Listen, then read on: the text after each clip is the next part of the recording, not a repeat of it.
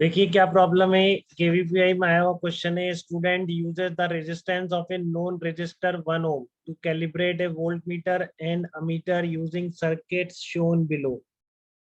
ठीक है, तो कैलिब्रेट का मतलब है कि वो निकालना कि एन डिवीजन इतना बताते हैं तो सिंगल डिवीजन इतना बताएगा, ये सब आप कर देते हैं तो फिर आप कैलिब्रेट कर देते हैं। ठीक है ना। The student uses the resistance of known resistor 1 ohm to calibrate a voltmeter and ammeter.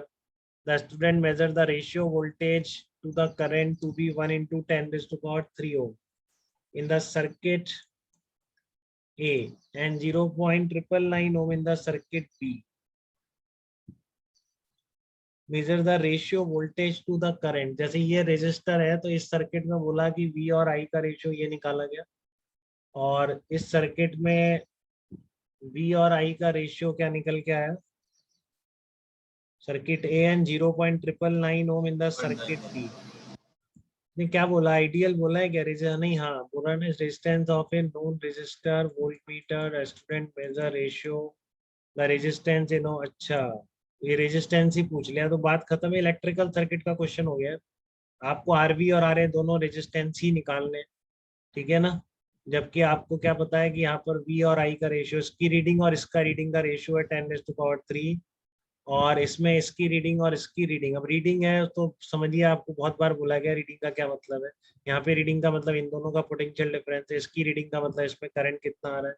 यहाँ पर पोटेंशियल डिफरेंस बी की रीडिंग का मतलब इन दोनों पॉइंट का पोटेंशियल डिफरेंस, यही बता रहा हूँ मैं तब से आपको।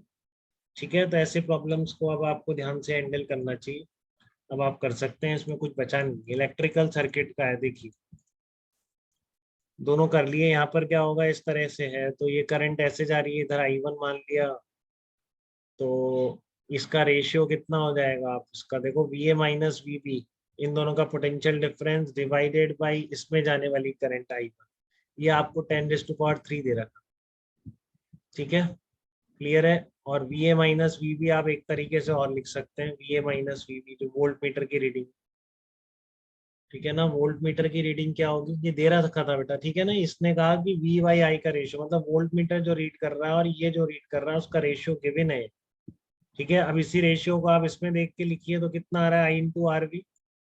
अब आपको अगर आई इन टर्म्स ऑफ I1 चाहिए तो बिल्कुल लिख सकते हैं, अब I1 क्या हो जाएगा, 1:R ए रेजिस्टेंस है तो RA रेशियो 1 में डिवाइड हो जाएगी इसकी करंट, तो I1 कितना आ गया, I इंटू 1/1 + RA।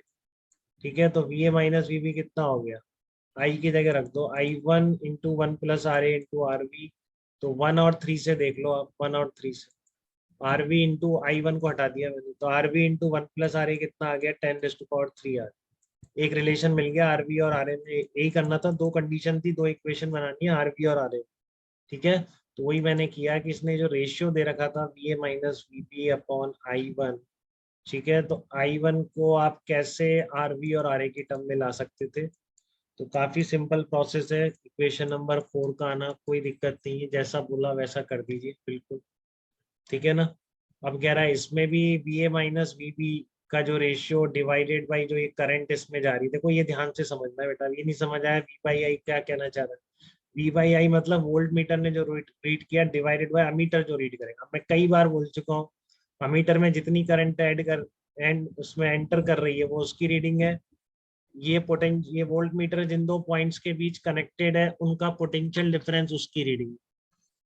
ठीक है, तो ये आपको दे रखा, ये आपको प्रिसाइजली लिखना है इन टर्म्स ऑफ आरबी और आर ए। यहाँ पे भी वही टारगेट था, पहले जो गिवन था वो लिखा आपने, तो V A minus V B कितना हो जाएगा, आई अगर करंट चल रही है तो आर बी अपॉन 1 + RB, तो यहाँ दिक्कत नहीं थी लिखने। ठीक है ना, यहाँ फटाफट लिख दिया आप, तो इसको देख लो आप, यहाँ उठा के रख दो, तो ये आपका दूसरा रिलेशन आ गया, तो बस इससे डायरेक्टली पहले आरबी निकल जाए, जो आंसर 10⁻3 ओम था, फिर उसको उठा के इसमें रख दो, ठीक ठाक प्रॉब्लम है, काफी है। ठीक है ना, आपको फिर से वही बता रहा है कि आपको रीडिंग और इसकी अमीटर और वोल्ट मीटर की रीडिंग का बेसिक मीनिंग क्लियर है क्या, ये वही चेक कर रहा है। कैसे भी कनेक्ट कर दिए आपको, वी बाई आई का रेशियो दे दिया है, दो केसेस में दोनों तरह से निकाल के उसको आर बी और आर ए की टर्म में छोड़ दो। अब मैथ 100 तरह से हो सकती है, आप कैसे भी करो, आपको एक वन ऑफ द मेथड्स मैंने बता दिया। ठीक है, तो कंसेप्चुअली तो और कोई फिजिक्स से रिलेटेड डाउट नहीं है, सॉल्व कैसे करना है क्या करना है वो आप जानते हैं अच्छी तरह। ठीक है, बट मीनिंग आपको क्लियर है ना कि V बाई आई दे रखा था, मतलब वोल्ट मीटर की रीडिंग डिवाइडेड बाय मीटर की रीडिंग। ये लिखेगा नहीं, अपने आप समझ, ठीक है ना। जब उसने वोल्ट मीटर मीटर लगा रखे हैं तो V बाई आई का रेशियो कैसे लगेगा, ये इनको नाप के ही तो लेगा ना, यहाँ पे रीडिंग देखेगा इनकी, ठीक है। तो वो रेशियो आपको क्लियर होनी चाहिए, फिर उनको आपने आरवी और आरए की टर्म में लिख दिया, दो इक्वेशन बनी, दोनों को सॉल्व कर लिया, बढ़िया प्रॉब्लम था। बताइए निखिल, कोई डाउट तो नहीं है आपको बेटा इसमें? निखिल, नंदनी, नमन, कोई दिक्कत इसमें? No sir. ओके, लक्ष्य आप पढ़ाई कर रहे हो सीरियसली एकदम, कोई दिक्कत तो नहीं है आपको? No sir. ओके।